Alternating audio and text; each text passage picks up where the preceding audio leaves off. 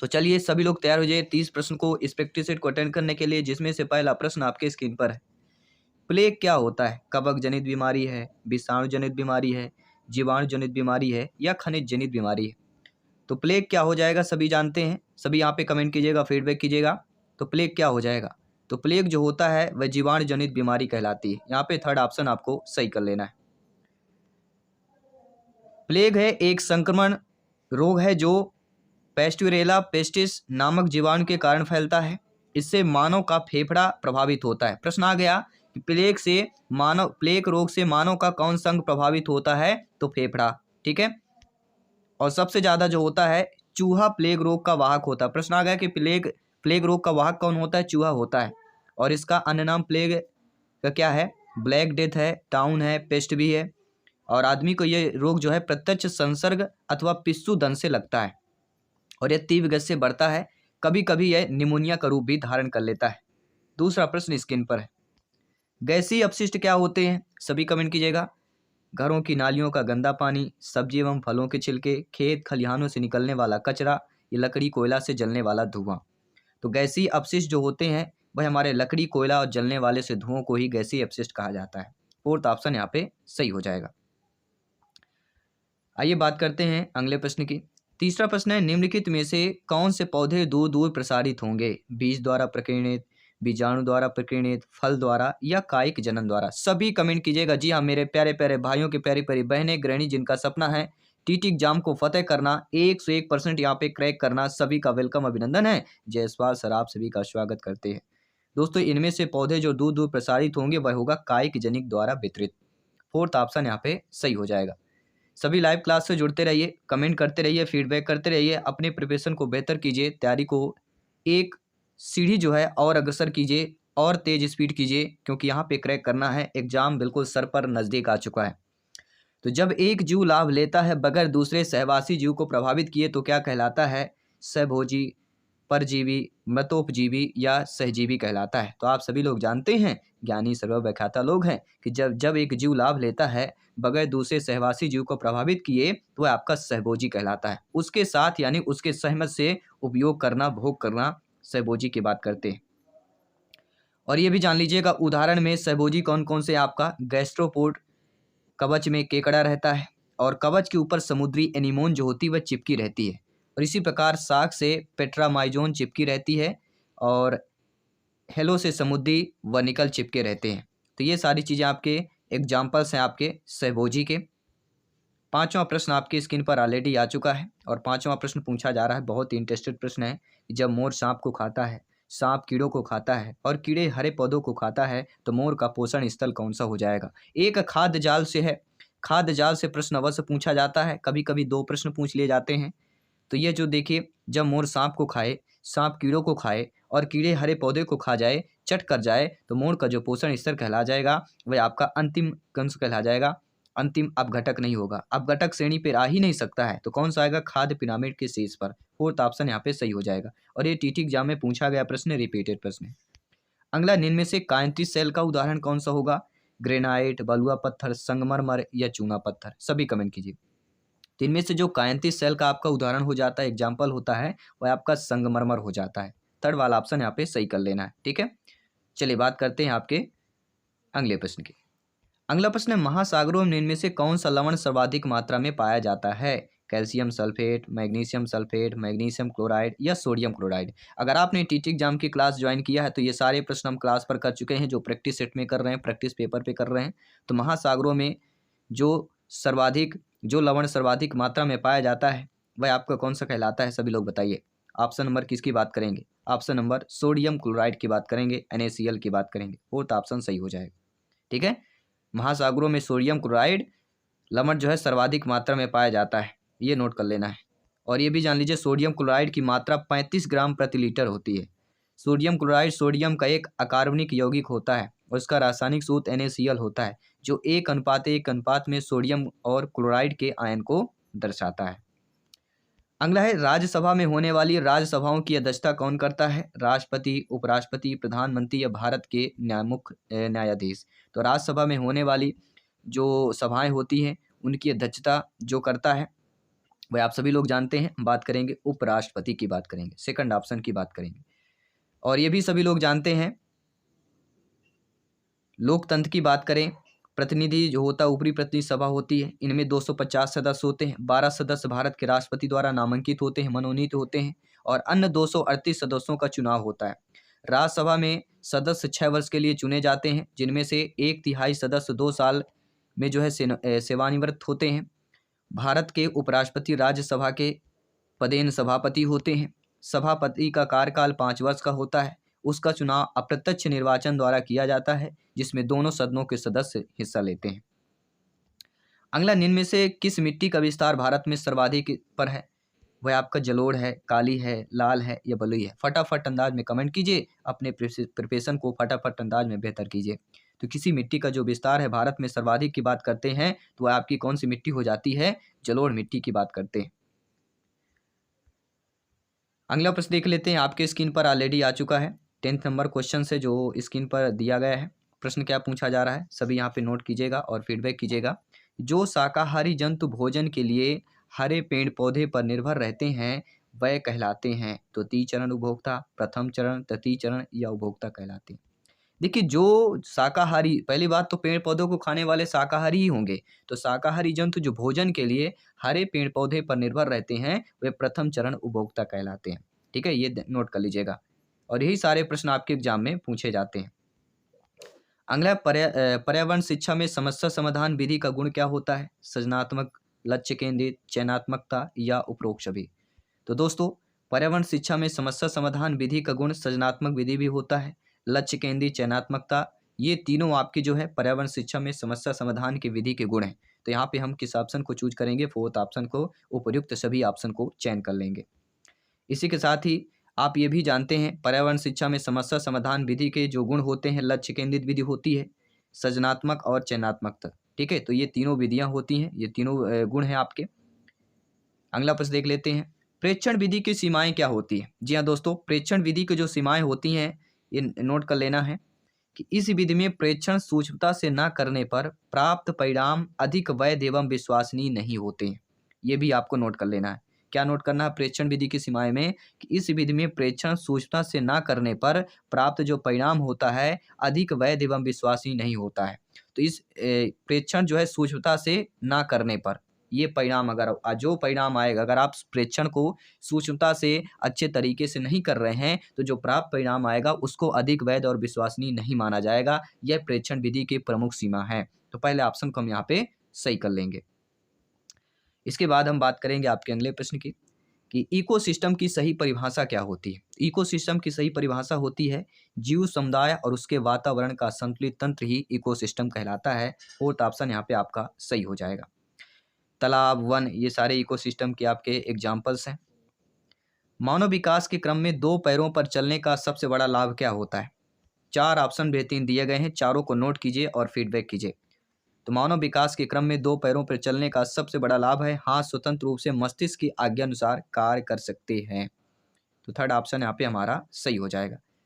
ठीक है, इससे क्या होता है? कार्य करने में कुशलता का विकास होता है तथा कार्य भी तेजी से पूरा होता है। और सभी जंतुओं में मानव ही 2 पैरों से सीधा खड़ा हो सकता है, जिसका लाभ है कि मनुष्य अधिक तेज चल सकता है।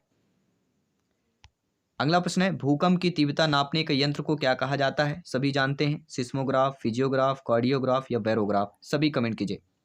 भूकंप की तीव्रता का नापने का जो यंत्र कहलाता है, वह कहलाता है seismograph. First option is the right answer, correct answer हो जाएगा।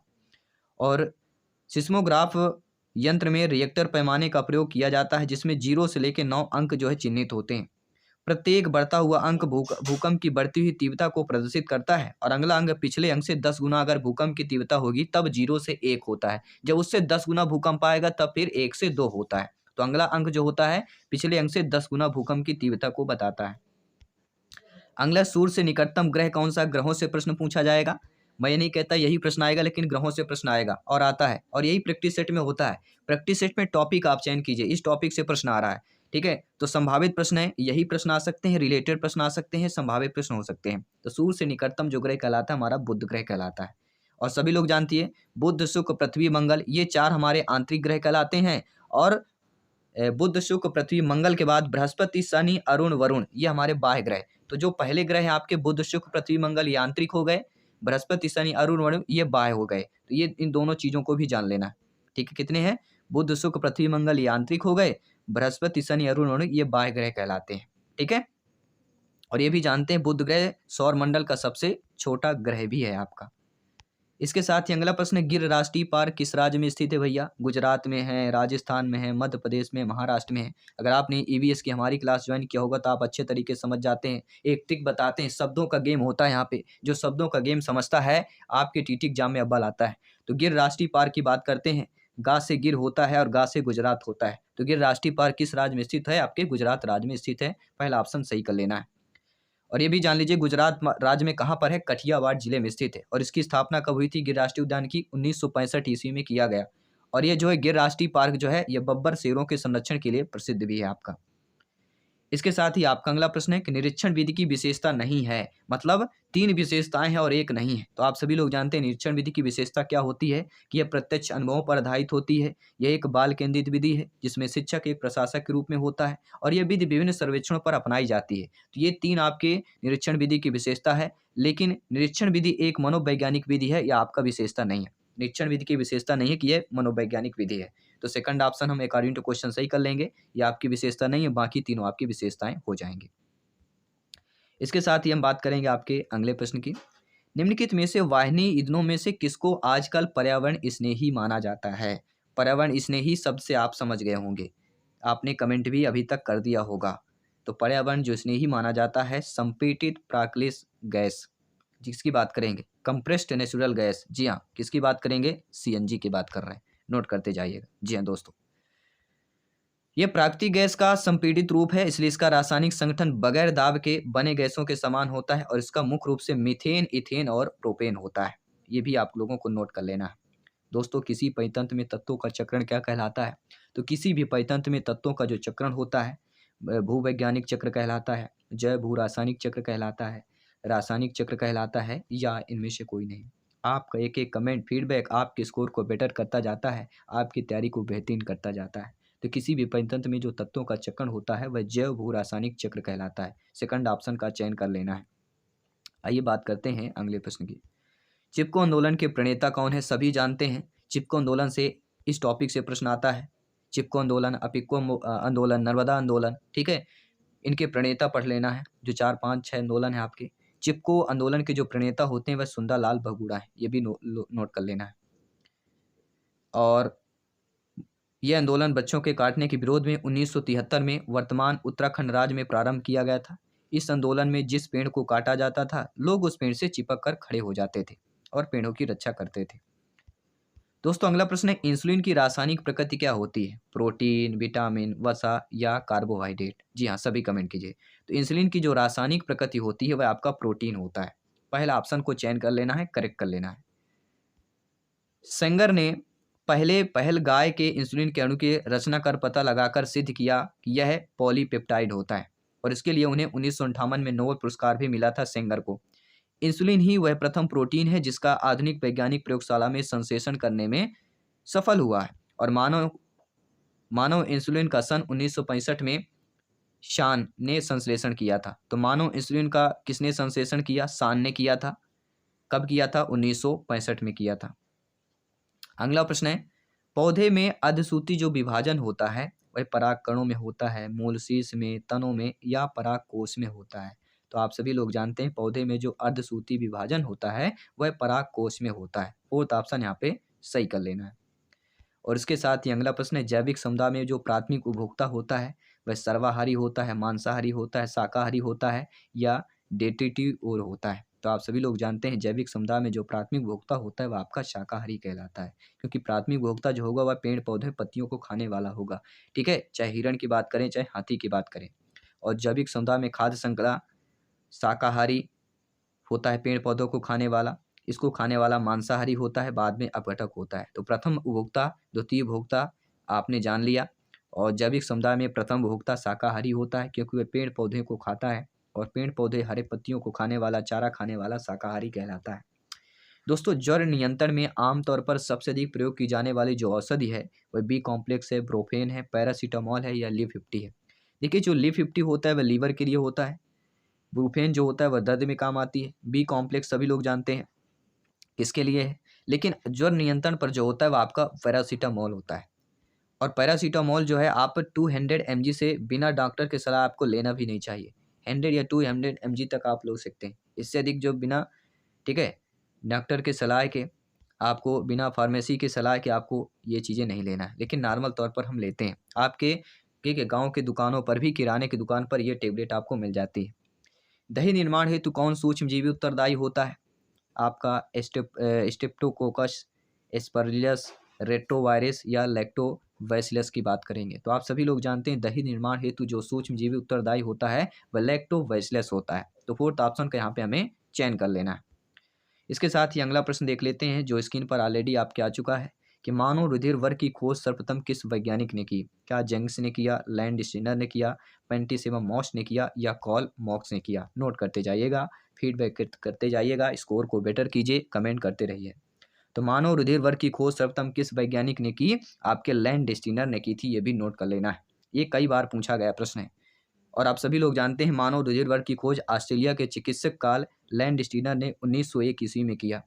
इन्होंने रुधिर वर्ग को 4 वर्गों में विभाजित किया। तो रुधिर वर्गों को 4 वर्गों में किसने विभाजित किया था? आपके लैंड स्टीनर ने। ए बी और ओ वर्ग।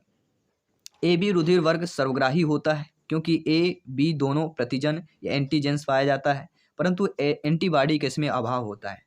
तो ये सर्वग्राही हो सकता है, ठीक है, देने में नहीं होता है, इसलिए ए और बी क्या है? सर्वग्राही होता है, ए बी जो रुधिर वर्ग होता है। लेकिन जो ओ होता है वह सर्वदाता कहलाता है क्योंकि इसमें कोई भी एंटीजन नहीं है।